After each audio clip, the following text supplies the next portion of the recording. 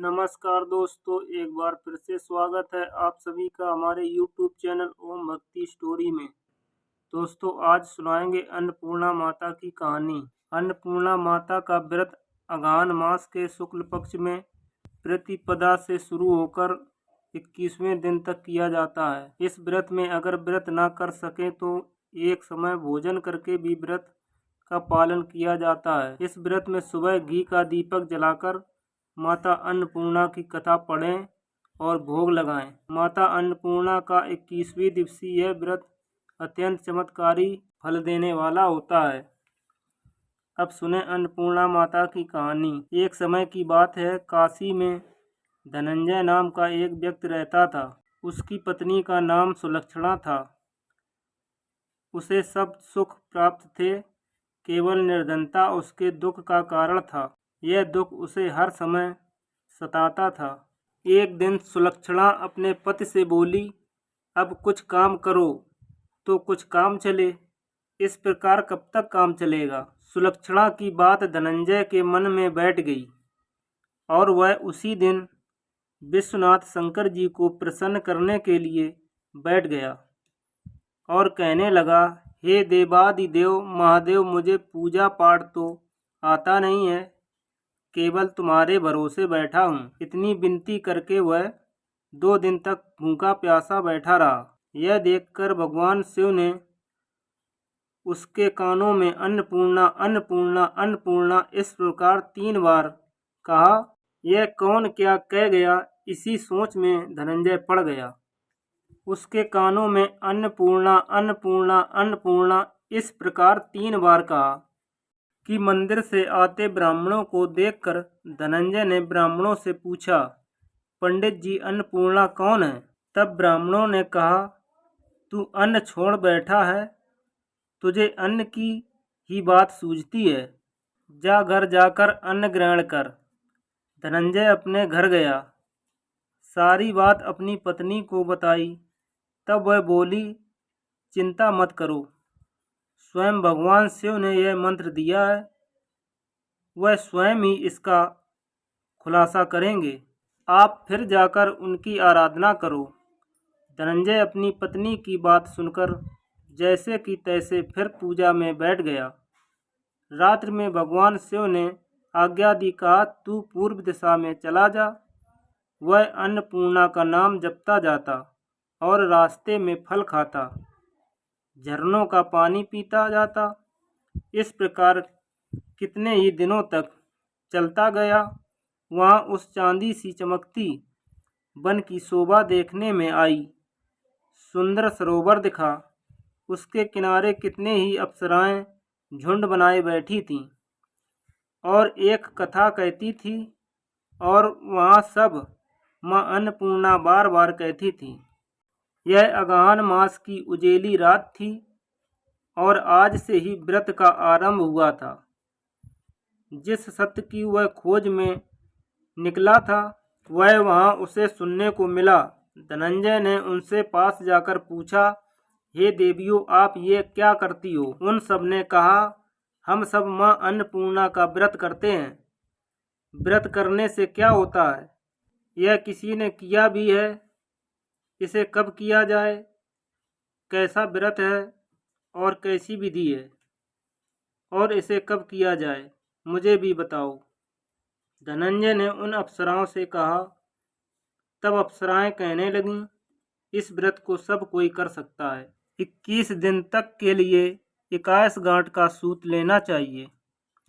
21 दिन ये दिन ना बने तो 1 दिन का उपवास करें। ये भी ना बने तो केवल कथा सुनकर प्रसाद लें। निराहार रहकर कथा कहें तथा सुनने वाला कोई ना मिले तो पीपल के पत्तों रख, सुपारी या धृत कुमारी वृक्ष को सामने कर, दीपक को साक्षी कर सूर गाय, तुलसी या भगवान शिव को बिना कथा सुनाए मुख में दाना न डालें। यदि भूल से कुछ पड़ जाए तो 1 दिवस फिर उपवास करें।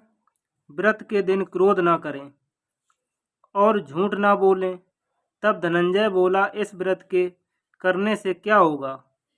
तब अप्सराओं ने कहा, इसके करने से अंधों को नेत्र मिले, लूलों को हाथ मिले, निर्धन के घर धन आए, बांझ को संतान मिले, मूर्ख को विद्या मिले। जो जिस काम से व्रत करे माँ उसकी इच्छा पूरी करती हैं।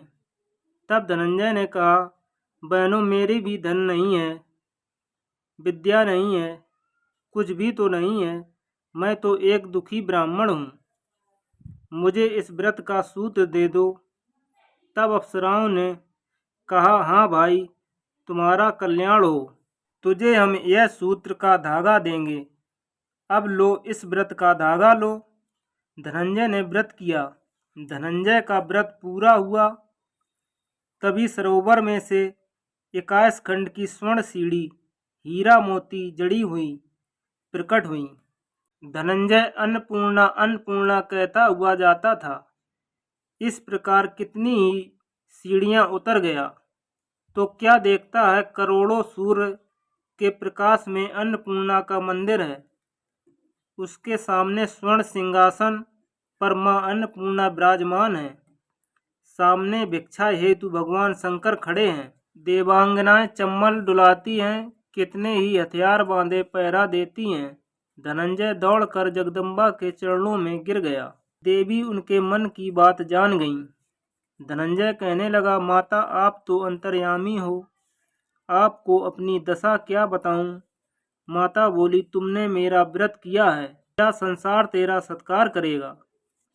माता ने धनंजय की जीवा पर बीच मंत्र लिख दिया। अब तो उसके रोम रोम में विद्या प्रकट हो गई।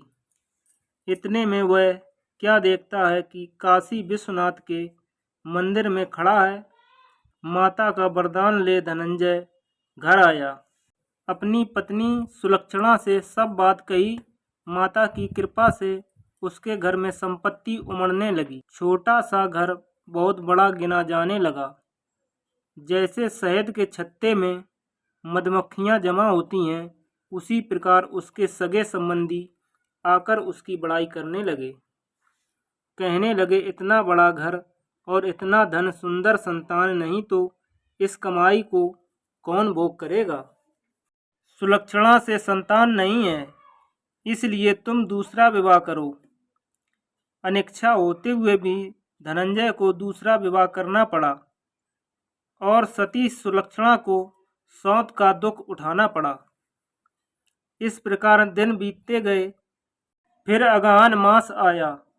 नए बंधन से बंधे पति से सुलक्षणा ने कहलाया कि हम व्रत के प्रभाव से सुखी हैं, इस कारण यह व्रत तोड़ना नहीं चाहिए। यह माता जी का प्रताप है जो हम इतने संपन्न और सुखी हैं। सुलक्षणा की बात सुन धनंजय उसके पास आया और व्रत पर बैठ गया। नई बहू को इस व्रत की खबर नहीं थी। वह धनंजय की आने की राह देख रही थी। दिन बीतते गए और व्रत पूर्ण होने में 3 दिन बाकी थे कि नई बहू को खबर पड़ी। उसके मन में ईर्ष्या की ज्वाला दहक रही थी। सुलक्षणा के घर आ पहुंची और उसने वहां भगदड़ मचा दी। वह धनंजय को अपने साथ ले गई। नए घर में धनंजय को निद्रा ने थोड़ी देर के लिए आ दबाया। इसी समय में उसके व्रत का सूत तोड़कर आग में फेंक दिया। अब तो माता जी का क्रोध जाग गया और घर में आग लग गई। सब कुछ जलकर खाक हो गया। सुलक्षणा जान गई और पति को फिर अपने घर ले आई। नई बहू रूठ कर अपने पिता के घर जा बैठी। पति को परमेश्वर मानने वाली सुलक्षणा बोली, घबराना नहीं, माता की कृपा अलौकिक है।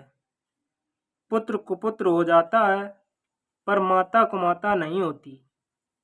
आप श्रद्धा और भक्त से आप आराधना करो, वे जरूर हमारा कल्याण करेंगी।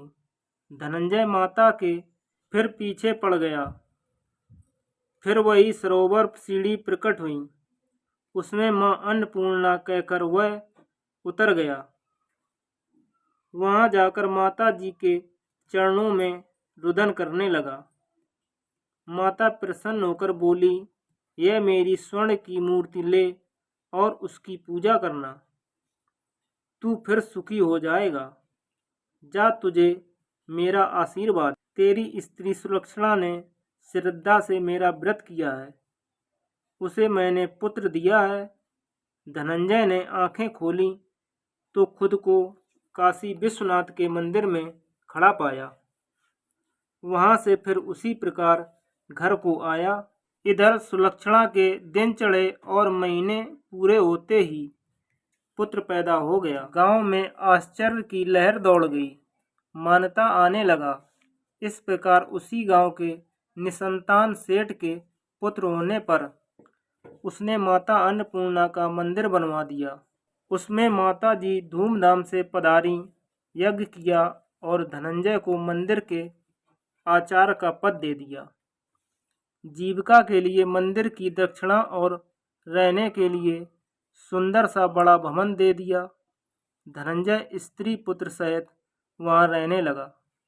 माता जी के चढ़ावे में भरपूर आमदनी होने लगी। उधर नई बहू के पिता के घर डाका पड़ा और सब कुछ लुट गया। वह भीख मांगकर पेट भरने लगे। सुलक्षणा ने यह सुना तो उसने उन्हें बुलावा भेजा, अलग घर में रख लिया और उनके अन्न वस्त्र का प्रबंध कर दिया। धनंजय, सुलक्षणा और उसका पुत्र माता जी के कृपा से आनंद से रहने लगे। दोस्तों, ये थी अन्नपूर्णा माता की कहानी। अगर हमारी कहानी पसंद आई हो तो हमारे चैनल ओम भक्ति स्टोरी को लाइक करें और सब्सक्राइब करें, कमेंट करें। धन्यवाद।